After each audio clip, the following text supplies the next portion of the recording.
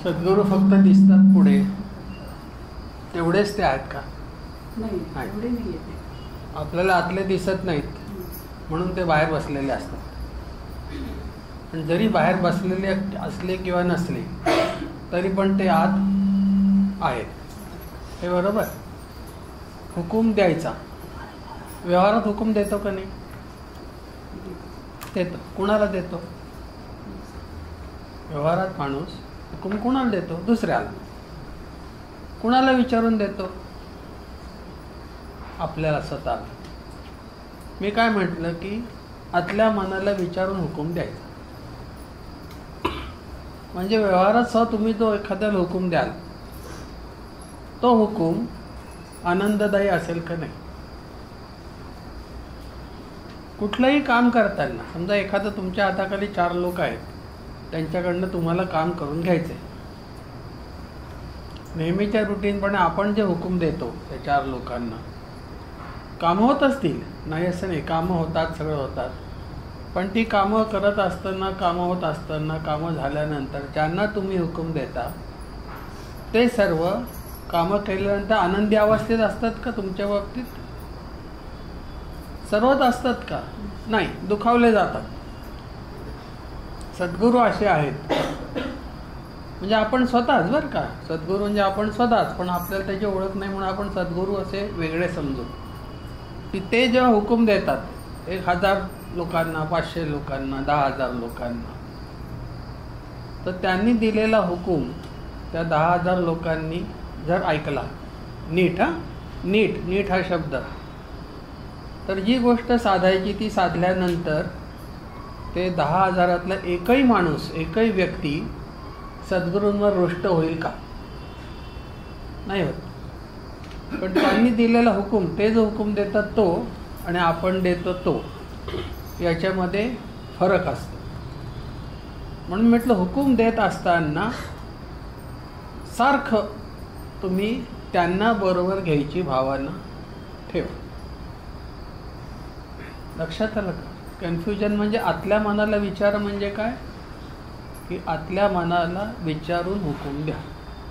एखादी गोष्ट तुला करायची आहे, जसं तू तडकाफडकी ते करतेस निर्णय घेऊन लगेच, आता मला जायचं आहे बाहेर, ते हे आणायचं आहे, ते आणायचं आहे. व्यावहारिक असो, साधी गोष्ट असो किंवा अवघड असो, काही असो, मोठा तुमच्या दृष्टीने खूप महत्त्वाचा प्रश्न असो किंवा फालतू प्रश्न असो, काही असो, जेव्हा तुमच्या मनात येतात लगेच तुम्ही कपडे घालता की लगेच निघता आणि ती गोष्ट धाडकन करून टाकता. हा सगळा करण्याचा जो भाग आहे, करता तुम्ही, तुमचं शरीर जातं, त्याच्यावर तुमचं मन जातं आणि तुम्ही तो व्यवहार करून येता. पण तुमचं शरीर जेव्हा जातं त्या तुमच्या मनाला तुमचं बाह्यमन हुकूम देतं आणि तो तुम्ही केलेला व्यवहार दरवेळेला, ती खरेदी म्हणा, ती विक्री म्हणा, की आणखीन काही खायचं प्यायचं आणायचं जे काही तुमचं असेल ते, प्रत्येक वेळेला तुम्हाला आनंद देणारं होईलच असं सांगता येत नाही. सद्गुरू काय म्हणतात की 1 मिनिट शांत बसा. बसा म्हणजे मांडी घालून बसायला पाहिजे असं नाही की आता बघ मला जायचं आहे आणि मग 500 रुपयाची वस्तू आता मला त्या दुकानातून आणायची आहे. उथळ मनाने गेलात तर लगेच 500 रुपये देऊन तुम्ही ती घेऊन येता. सद्गुरू सांगतात 1 मिनिट तुम्ही थांबा, आतल्या मनाला विचारून हुकूम द्या. जर सद्गुरू तुमच्या आत आरशासारखे स्वच्छ बसलेले तुम्हाला आरसा दाखवायला, तर ज्या दुकानात जी झगमगाट दिसते तुम्हाला तिथे तुम्ही जाणार आहात आणि ती वस्तू तुम्ही घेणार आहात. भले त्याच्यावर जरी लिहिलेलं असलं की 1 वर्षभर या गोष्टीची वॉरंटी, गॅरंटी, काय काय ते आम्ही परत बदलून देऊ, अमुक करू, तमुक करू, तरी दिसायला किती बडेजावा असला तरी तिथे गेल्यानंतर त्यांना सांगितल्यानंतर आपला हा व्यवहार यशस्वी होईल का नाही हे सद्गुरू तुम्हाला आतून लगेच सांगते. जे तुमची होणारी फसगत व एखाद्याने सांगितलं की हे कंबर दुखल्यावर जालेम औषध यांचं आहे आणि आत्ता पण 5,000 लोक बरे झाले आणि त्यांची मुळी आणा आणि ती कमरेला वगळून लावा, कंबर आयुष्यात परत दुखणार नाही वगैरे.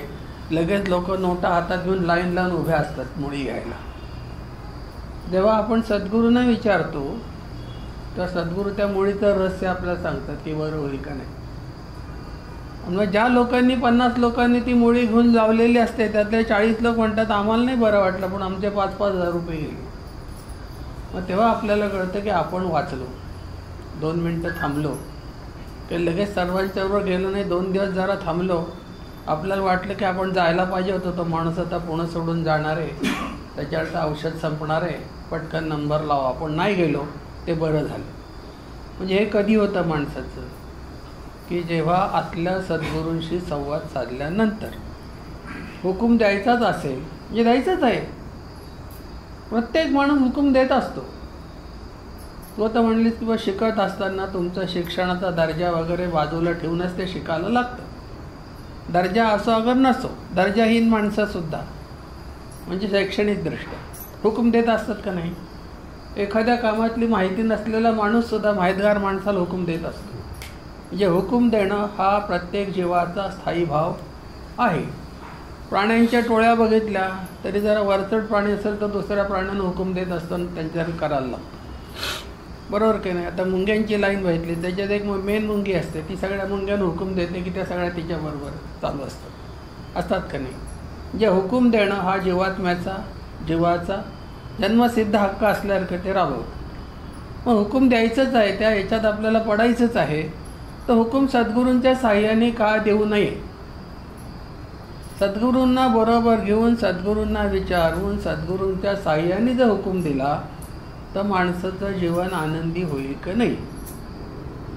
आनंदी असतंच पण ती आनंदी असल्याची जाणीव त्या माणसाला दिवस रात्र होईल का नाही.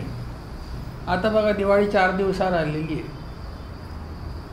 महिन्यापूर्वी माणसाच्या घरामध्ये जी अवस्था होती मानसिक, शारीरिक, कौटुंबिक काही ती तशी अजून कायमच आहे प्रत्येकाच्या घरात, आहे का नाही. थोड्याफार फरकाने तरी पण 4 दिवसावर दिवाळी येऊन ठेपल्यानंतर आता जवळजवळ सगळ्या लोकांच्या इच्छा आकांक्षा उल्लसित झालेल्या आहेत की आता दिवाळी आलेली आहे 4 दिवसावर.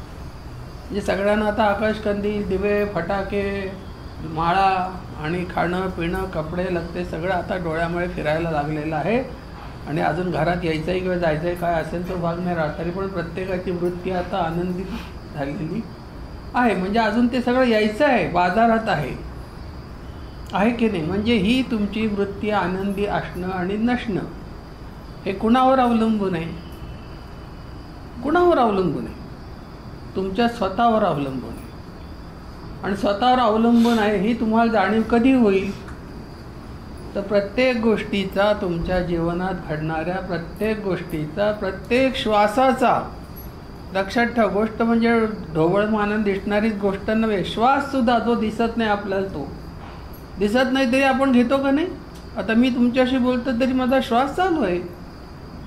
जो मला दिसत नाही तो पण जो मला तारतोय तो माझा जो श्वास आहे, त्या श्वासाचा संबंध सुद्धा सद्गुरूंशी जोडला पाहिजे.